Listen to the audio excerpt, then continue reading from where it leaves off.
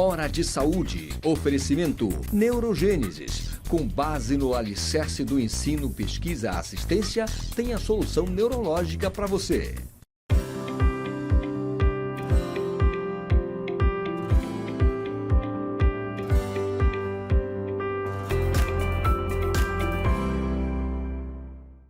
Caros amigos, mais uma vez no nosso programa dominical de saúde, Hora de Saúde, que é transmitido para todo o estado do Pará pela TV RBA, aqui em Belém, canal 13, e neste exato momento para o mundo inteiro pelo link rbatv.dol.com.br ao vivo ou simplesmente dol.com.br ao vivo. Eu gosto de falar, esse nosso programa tem audiência na Suécia, na Noruega, no Canadá, nos Estados Unidos, em toda a Europa, na Inglaterra, na África, em Luanda, no Líbano. E na época da Copa do Mundo passada, nós fomos assistidos na Rússia. O nosso programa já tem 4 anos. E trata do que se faz de melhor de saúde no mundo, no Brasil, no Pará, especificamente aqui em Belém. O nosso programa tem o apoio da Neurogênesis, que trata de tudo em termos de doenças neurológicas. Neuropediatria, neurointervenção, neurocirurgia, neurologia clínica, comandada pelos irmãos Eric e Fernando Pascoal. E o nosso convidado de hoje é muito especial de novo, até por causa do mês de agosto, que é o mês que eles estão falando das atividades dele. É o Dr. José Júlio Maués Filho. O José Júlio formou na UEPA em 2009 e é cirurgião vascular. Tem formação no Dante Pazanese, no mesmo lugar que eu fiz residência em cardiologia. Ele trabalha aqui em Belém no Hospital Porto Dias, no Hospital da Beneficente Portuguesa, e é responsável pelo Instituto Inove Vascular, que trata de varizes sem cirurgia. E ele vai nos falar hoje sobre o agosto azul e vermelho. Moés, primeiro, super obrigado por ter aceito o convite, obrigado mesmo. E vai falar para a gente o que é o agosto azul e vermelho. Isso, doutor Eduardo, muito obrigado pelo convite. É uma honra e um prazer estar aqui. O Agosto Azul e Vermelho é uma iniciativa da nossa sociedade, da Sociedade Brasileira de Angiologia e Cirurgia Vascular, com o objetivo de alertar a população para as doenças vasculares, fazer a população ter mais conhecimento e procurar atendimento, check-up vascular, para poder prevenir algumas doenças que até o momento não eram muito conhecidas pela maioria da população. Antigamente o pessoal confundia muito o cirurgião cardiovascular e o vascular. O cardiovascular só mexe com o coração. O cirurgião cardíaco é só com o coração. Isso. Saiu do coração, todos os vasos estão da área de vocês, tanto artérias e veias. É isso? Exatamente. É só para o pessoal entender. Exatamente. Então me fala, quais são as principais doenças vasculares que a gente tem assim no dia a dia? As principais doenças que a gente vem falando são basicamente varizes, trombose venosa profunda, aneurisma de aorta, o pé diabético, que é uma complicação muito frequente da doença diabetes descontrolada, e aí a gente entra para as doenças das carótidas, o AVC. São as principais doenças que a gente tenta alertar a população para elas conhecerem e procurarem atendimento. Certo. Me fala uma coisa. Tem um roteiro de prevenção de doença cardiovascular? Existem algumas recomendações que a gente faz para a população geral para prevenir. Tem alguns fatores que a gente não consegue modificar, como, por exemplo, a idade. Não conseguimos evitar a progressão de idade, mas a gente sempre recomenda, de uma forma geral, atividade física regular, controle do peso, evitar hábitos como tabagismo, né? Manter sempre a rotina de avaliação, de check-up médico em geral, controle da pressão arterial, controle do colesterol. Tudo isso favorece você ter uma vida mais saudável e, logicamente, favorece você ter menos complicações relacionadas ao sistema vascular.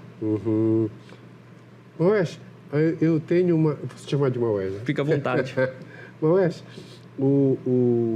uma vez eu estava em Portugal, num desses congressos de cardiologia, e o português falou uma coisa que na época eu achei chocante, mas depois virou... Ele falou assim, depois que nós fazemos 50 anos, nada de bom acontece na vida em termos de saúde. Ou você se cuida, ou você vai morrer cedo. E aí, chocante, eu fiquei com aquela frase na cabeça, só tem que de lá eu fui para Londres, outro congresso, aquela sequência que eles fazem na Europa. E em Londres, um americano falou assim, no mundo atual, se nós nos cuidarmos, nós temos conhecimento, tecnologia e medicamentos para nós de 60 anos chegarmos a 100 anos de boa cabeça. Então, é uma coisa só de se cuidar, né? Isso que é importante. Então, você falou, esses cuidados gerais. Cigarro. Cigarro não faz parte mais do mundo, mas ainda tem gente que fuma, né? Obesidade. O mundo tem uma epidemia agora de obesidade, né? Não é nem uma epidemia, uma pandemia de obesidade, que as pessoas precisam se cuidar. Mas me fala uma coisa. Dentro especificamente do que você trabalha, a doença mais comum são as varizes? É uma das doenças mais comuns, são as varizes, e a outra doença que é muito frequente no consultório é o pé diabético. É complicação do diabetes. E aí, pra gente, o pé diabético especificamente, ele já chega numa fase até um pouco mais avançada. A gente tem trabalhado muito na questão da prevenção, e foi feito um levantamento pela Sociedade Brasileira de Angiologia e Cirurgia Vascular e mostrou que houve um aumento, especialmente nesse período de pandemia, na quantidade de amputações. Então, a gente tem trabalhado muito nessa questão da prevenção, de não chegar no ferimento, não chegar na lesão, para não chegar nesse desfecho aí que é muito ruim. Na época da pandemia, isso piorou, né? A gente acredita que sim, pelo levantamento que foi feito sim, porque muitos pacientes deixaram de procurar atendimento num estágio mais precoce de uma ferida ou ficaram mais tempo do que ficariam habitualmente em casa, esperando até um momento mais propício para procurar atendimento. Então, isso facilitou muito esse aumento na quantidade desse desfecho aí desfavorável que são as amputações. Eita. Pé diabético. Pé diabético a diabetes preocupa, né? Quando eu era aluno de medicina, eu sou médico há 43 anos, bem mais velho que você. O mundo tinha 7% de diabéticos, hoje está perto de 20%. Então, praticamente uma pessoa em cada 5 desenvolveu diabetes. Antigamente era só genético, hoje pelo excesso de doces e açúcares as pessoas ficam diabéticas. E eu tinha um professor que ele falava assim, um diabético descompensado, aquele que não está tratado direito, se você pudesse olhar para ele com aquela visão do super-homem e ver dentro dele, todas as artérias estão inflamadas se ele não tiver tratado. E essa inflamação é que leva ao entupimento e amputação, não é isso? Perfeito, essa é uma colocação excelente. O açúcar elevado no sangue, eu tinha um professor que ele dizia que funcionava como uma soda cáustica dentro das artérias. Então, isso vai machucar todas as artérias do corpo. O cérebro tem artéria, rim tem artéria, perna tem artéria, olho tem artéria. Então, todas essas artérias elas vão ser afetadas de alguma forma se esse nível de açúcar não for controlado. Então, cada segmento, cada território do corpo vai responder de uma forma. Com AVC no cérebro, com entupimento e necrose na circulação da perna, podendo provocar uma amputação, com perda da função do rim, podendo levar a hemodiálise, cegueira por lesão da artéria da retina e por aí vai.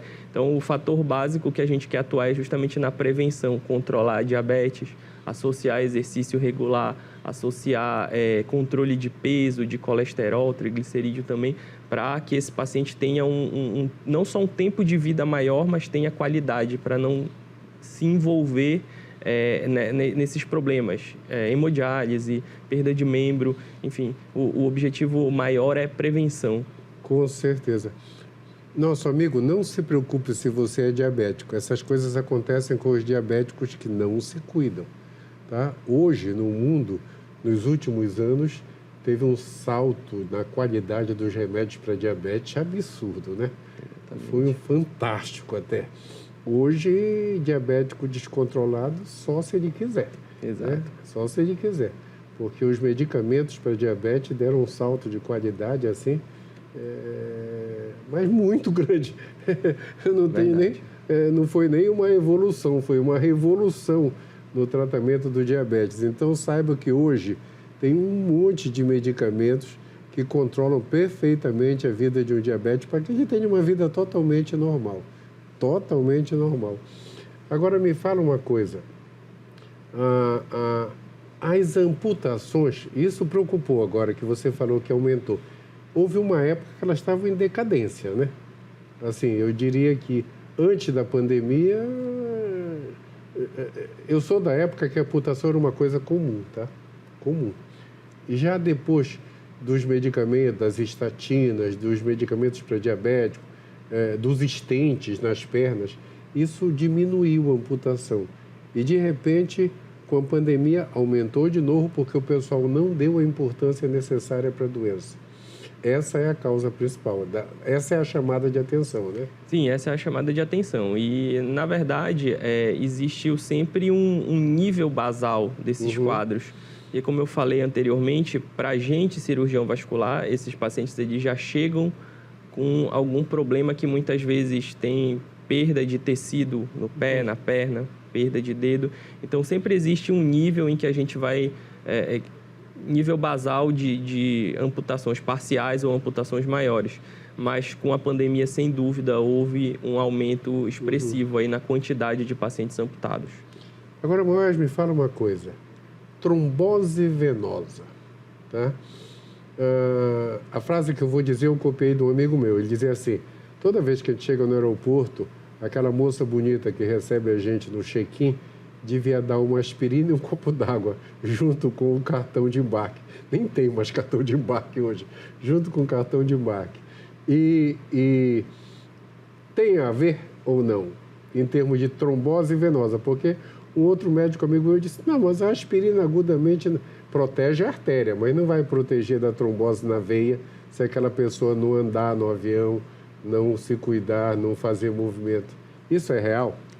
Eu diria que a trombose venosa também é uma causa frequente de procura no consultório e especificamente nessa questão das viagens longas, a gente recomenda sempre o paciente se movimentar durante o voo. Tem paciente que eventualmente até toma remédio para dormir durante voos longos, então fica 8, 10 horas imóvel numa cadeira, isso é um fator sentado. De risco importantíssimo para trombose. Então, a principal recomendação, na verdade, é se movimentar durante o voo, levantar periodicamente, tentar caminhar, beber bastante água, se manter hidratado. Isso também é um fator importante. E para alguns pacientes, a gente, inclusive, costuma recomendar o uso de meia elástica. Eu, por exemplo, eu só viajo de meia elástica. Que além de eu me sentir confortável no final do voo, isso é mais uma ajuda aí nessa prevenção. E aí, dentro desse quadro de trombose venosa profunda, você precisa, toda vez que você vai analisar um paciente, procurar fatores de risco adicionais. Então, por exemplo, mulher, obesidade, uso de anticoncepcional oral. Esses são alguns fatores que favorecem o desenvolvimento da trombose. Aí, quando você pega esse fato específico, voo prolongado, você precisa ponderar esse risco de desenvolver a trombose e tomar essas medidas. Mas a recomendação principal é voo maior do que 6 horas, não ficar as 6 horas sentado, levantar, se movimentar, caminhar, ingerir muita água para se manter hidratado e, em alguns casos, uso da meia elástica, quando recomendado. Eu também uso, de rotina, tá? De rotina mesmo. Voltamos já, porque agora acabou o nosso primeiro tempo. Pessoal, só um instantinho que a gente já volta.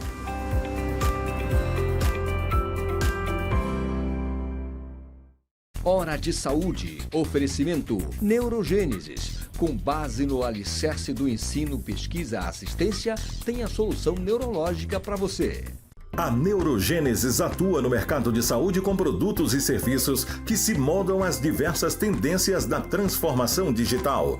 Tem como foco estratégias de atuação na Neurosaúde 4.0. O objetivo é revolucionar o atendimento médico e multiprofissional no contexto da neurociência, com entrega personalizada do diagnóstico à reabilitação neurológica. Neurogênesis, educação, pesquisa e assistência. Fones 984-510900, 3085-1600. Rua Municipalidade 985, 19º andar.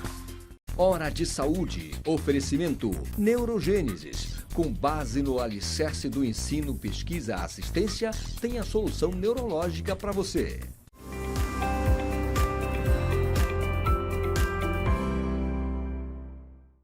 Voltamos nessa conversa maravilhosa de informação com o Dr. José Júlio Maués Filho. José Júlio Maués Filho, segundo ele, tem pai e avô. Maués, todo mundo. Por lógica, né? Maués, me fala uma coisa. Voltando a falar de trombose, o pessoal que trabalha sentado o dia inteiro, um funcionário público de algum lugar, do correio, do banco, que fica sentado o dia todo, tem risco de trombose venosa se ele tiver fatores de risco?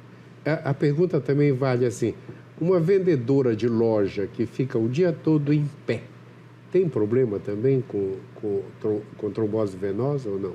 Excelente pergunta.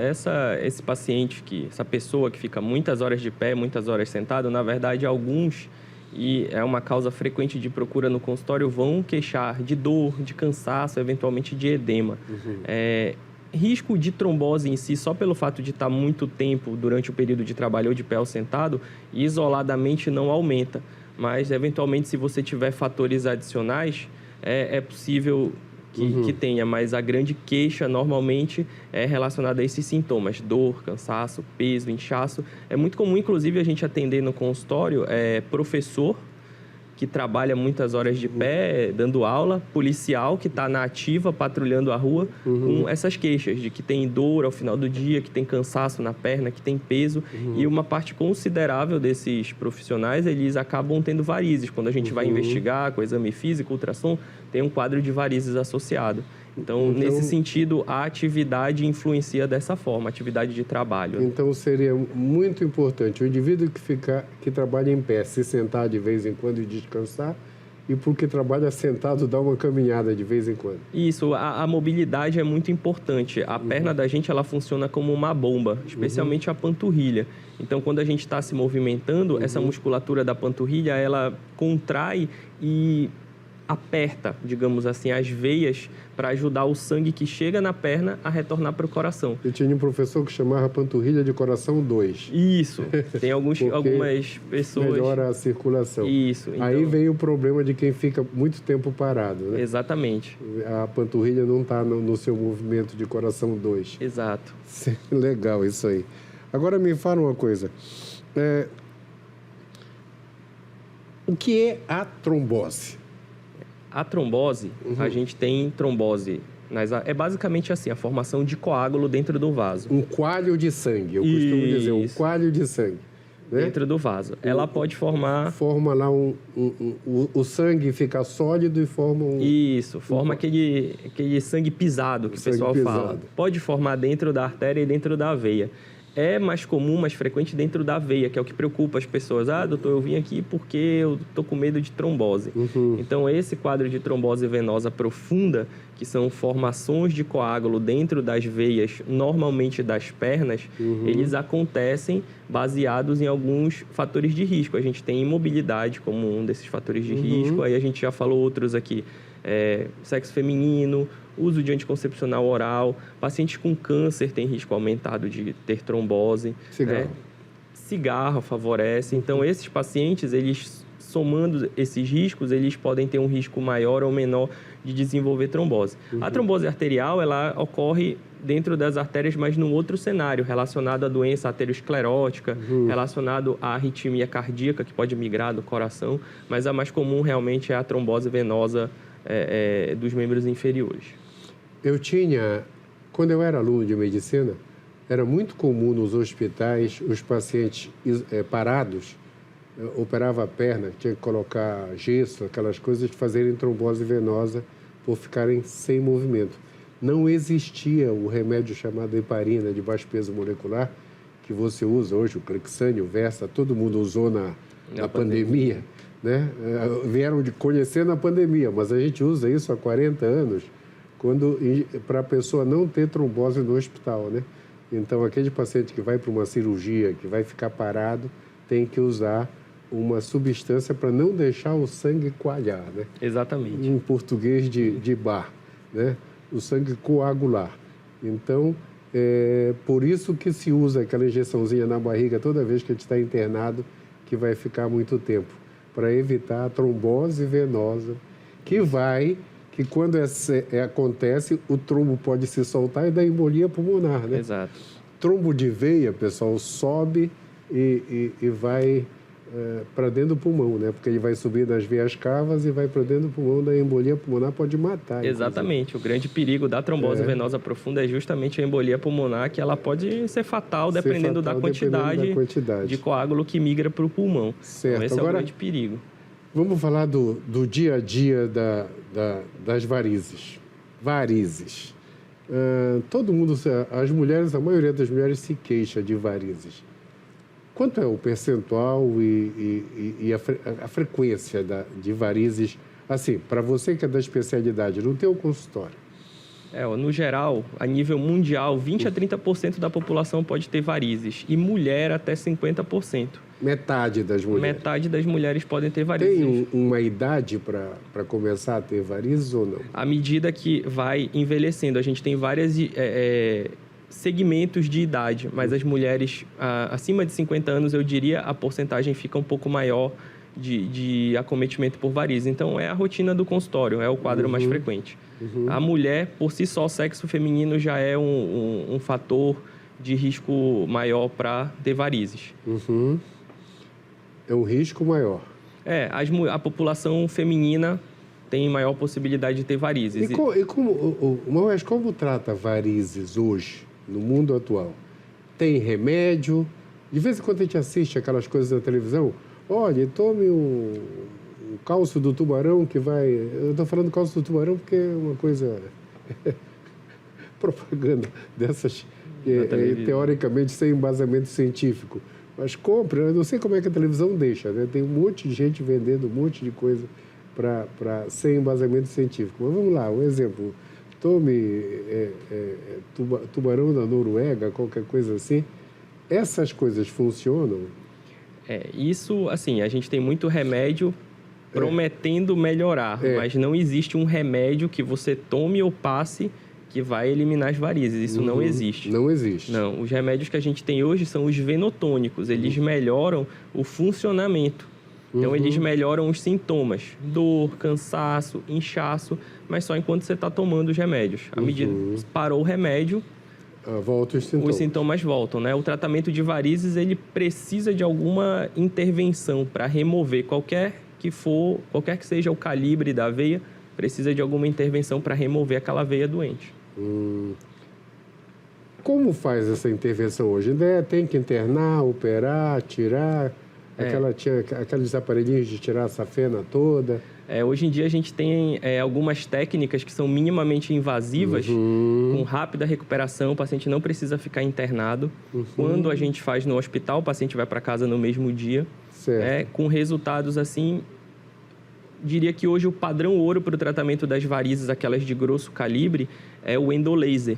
O endolaser é um catéter, é uma fibra, que ela tem uma energia na ponta, que é o laser, e esse laser, ele queima a veia por dentro. Então, a gente, através de uma agulha, funciona a veia. Isso. Ela é fibrosa e, com o tempo, o corpo absorve. Depois de algum tempo, quando você vai fazer ultrassom, em alguns casos, você nem enxerga mais aquela veia naquele local. Você falou assim, quando no hospital, pode fazer no consultório essas coisas? Esse tipo de tratamento? Alguns procedimentos a gente consegue fazer em regime ambulatorial. Né? O paciente faz o procedimento e vai para casa. Certo. Agora, vamos voltar para o nosso assunto inicial. O mês de agosto, azul e vermelho. Azul e vermelho. E vermelho é a cor da camisa do Fortaleza, né? Azul e vermelho, só para lembrar. Azul e vermelho. Essa chamada de atenção foi por quê agora? Um dos motivos foi justamente esse levantamento que foi feito em relação à saúde vascular. Uhum. E como a gente tem esse desenvolvimento de mídia social, tá tudo muito rápido, a gente consegue chamar mais atenção dos pacientes para doenças vasculares que realmente eram pouco conhecidas. Como a gente citou aqui, aneurisma de aorta, doença das carótidas, a maioria da população não sabe ou sabe muito pouco a respeito disso e, dessa forma, não sabe como prevenir, como procurar atendimento. Uhum. Então, o objetivo principal é atentar para isso e fazer a população se prevenir para a gente evitar complicação. E só um detalhe, as cores foi porque as artérias e veias elas são representadas em azul e vermelho, as artérias vermelho e as veias azul. Legal. Então, por isso, azul e vermelho. Legal mesmo. Eu lembrei do Atlas de Anatomia. Isso. Ei, Maués, me fala uma coisa agora. Quando acabar o programa, tu vai dedicar o programa a alguém, tá? Tá bom. Fica a teu critério da tua área. Desde de religião até a família, fica a teu critério, passando pela ciência. Mas me fala uma coisa. Um paciente meu me perguntou ontem no meu consultório. Eu estava explicando que ele vai ter que colocar um stent no coração. E eu estava lendo que as carótidas dele têm lesão. Aí ele perguntou assim para mim, coloca stent também nas carótidas? Aí eu virei para ele e disse, os stents foram uma revolução também na história da medicina. A gente coloca stent no pé, na perna, na coxa, na aorta inteirinha, no coração e no cérebro. E em todas as artérias, por conseguinte, as carótidas também. Na tua especialidade, hoje, as especialidades todas estão evoluindo numa velocidade... Eu falo a velocidade da tecnologia, né? Exatamente. Assim, do iPhone 10 para o iPhone 13, já evoluiu... Eu sei porque num desses congressos, o cara disse, na velocidade dos iPhones, em 6 anos, a angiotomografia vai substituir o cateterismo. Na velocidade da tecnologia, entendeu? Não é agora ainda, são daqui a uns 6 anos. Então, eu te pergunto, vocês colocam o cirurgião vascular fora do coração é quem coloca os stents todos? Exato. A gente trata a doença da carótida extracraniana, que é o segmento de carótida que fica aqui no pescoço. Certo. Né? A intracraniana tem segmento ainda, a área de atuação é a neurocirurgia normalmente. Mas a gente faz angioplastia de carótida, sim, quando indicado. Não é indicado para todo mundo. A gente precisa estudar uma série de fatores, dentre eles principalmente as características da placa de ateroma que está acometendo a carótida. Então, essas características são importantes para a gente definir se a gente vai fazer angioplastia ou se a gente vai fazer a cirurgia convencional que chama endarterectomia de carótida. Certo. Além de outros fatores, mas um dos principais é essa análise do tipo de placa, localização, a altura, para a gente definir qual a melhor técnica associada às características do paciente, se o paciente comporta um ou outro tipo de cirurgia. Perfeito. Mas é possível fazer sim. Então tá, eu vou te convidar depois para a gente continuar, para a gente começar um outro programa daqui, tá? Tá bom. Dos stents, a gente só falou de veia hoje, vamos falar de aorta da outra vez. Perfeito. Moés, nosso tempo praticamente acabou. Dedica o programa. Queria agradecer ao senhor aí pelo convite, é uma honra novamente estar aqui com o senhor, e eu dedico o programa, dedicaria à minha família, a minha esposa, que é cirurgiã vascular também, além de esposa, é sócia na nossa clínica, então dedico a ela todo o esforço que ela tem desdobrado para o crescimento da nossa clínica, pela parceria como esposa, mãe, como cirurgiã vascular. Ela chama Heather Halter. Heather, o programa é para você, tá? Esse negócio da mulher junto no trabalho é maravilhoso. Desde que a minha mulher virou minha sócia também, a minha vida deu lucro. Mas é isso. Pessoal, nosso programa acabou de verdade. Uma semana iluminada para todos. E o José Maués Filho volta em breve para continuar essa conversa. Como é o nome da esposa? Heather. Heather, o programa foi para você. Até a semana que vem, pessoal. Hora de Saúde. Oferecimento Neurogênesis. Com base no alicerce do ensino, pesquisa, assistência, tem a solução neurológica para você.